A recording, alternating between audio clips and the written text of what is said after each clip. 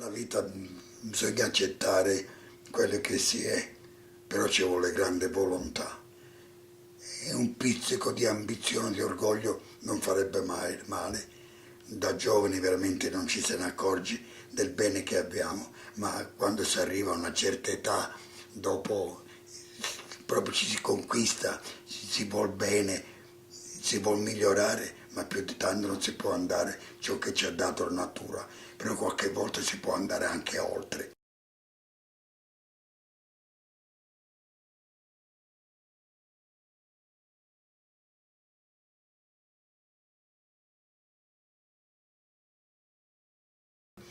L'11 maggio, il 12 maggio del 43 ero a Corba in Tunisia, un reparto speciale, e abbiamo la sera precedente, anzi sì, la sera precedente il capo del governo italiano ha fatto un bel discorso dicendo che malgrado ci siamo ritirati, l'esercito italiano ha dovuto arrendersi, troppo grandi,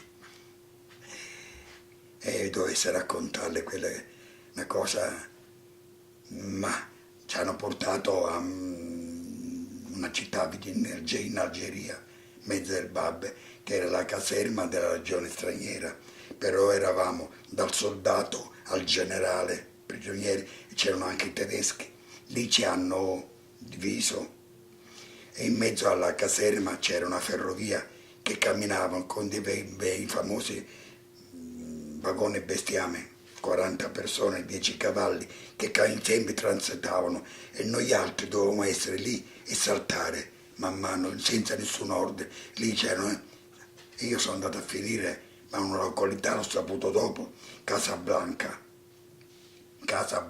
su una spiaggia, sotto delle tende, due persone. Una mattina abbiamo sentito Caman Caman, ci hanno fatto alzare e c'era una fila di autocarri e siamo saltati su questi carri e dopo un po' quanto tempo ci siamo trovati sotto una nave enorme che si chiamava allora P2, che poi abbiamo saputo che era la Queen Elizabeth. Ci hanno fatto entrare le boccaporte e ricordo un particolare che mi ha commosso e mi è rimasto qua dentro dopo tanti anni. Avevamo un ragazzo, un arabo, che aveva un cagnolino e i soldati americani hanno detto il cagnolino no, sto ragazzo gli hanno portato via il cagnolino e si è messo a piangere. La nave, abbiamo sentito l'urlo della sirena in mezzo al viaggio.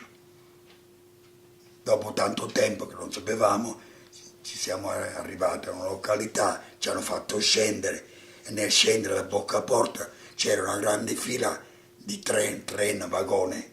Siamo andati dentro e mentre si camminava abbiamo chiesto, che erano degli italoamericani, dove eravamo. Eravamo in Virginia, Norfolk, camminato dopo 8-9 giorni di treno, siamo arrivati in un deserto, ci hanno fatto scendere.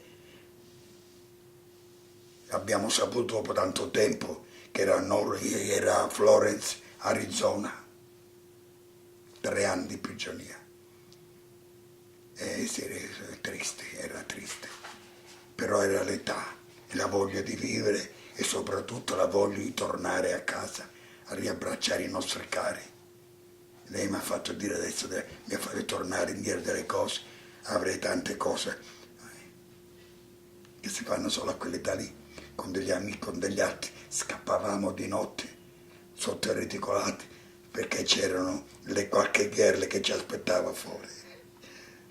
C'ero io, avevo un caporal maggiore, certo Rosati, è morto poverino, però sono stato anche a casa sua ospite, quanti ricordi, qua a 20 anni, 24, quante cose, si è irresponsabili, sa.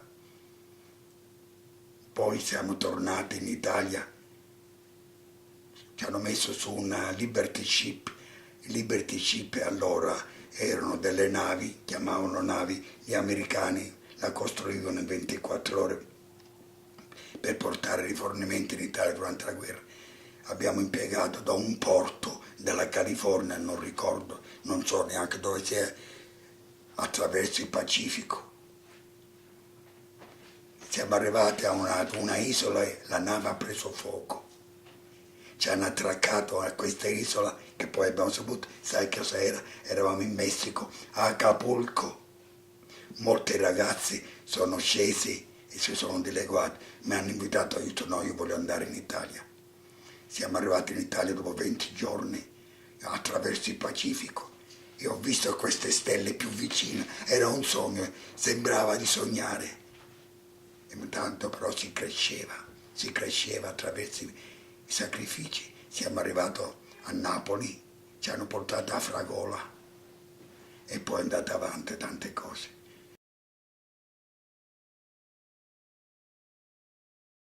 Poi il giorno brutto è stato nel 1955. Mio fratello Paolo, il mio tesoro, quello che ha detto a Monenne, è morto. Poi anche mia mamma mi ha lasciato ed è morto fra le mie braccia, perché è una cosa meravigliosa. L'ho presa fra le braccia, è morta. Sono uscito fuori, ho detto mamma, le stelle ci sono. E lo sa perché? Ripeto anche a lei, perché quando era giovane, noi ragazzini, sai, le mamme si parlava e magari raccontavano cose che a loro dispiacevano, non ci tenevano, però dovevano farle. Figlioli, non vestitevi mai niente di scuro, di nero, neanche quando morirò io, perché a quei tempi al sud evidentemente moriva il cugino e si vestivano di nero, ma e così hanno messo, e ho tornato a dire mamma, le stelle ci sono, e così era. Ai giovani devono essere più disciplinati, devono obbedire ai genitori, perché i primi sono i genitori che vanno amati, rispettati e vanno seguiti i loro consigli.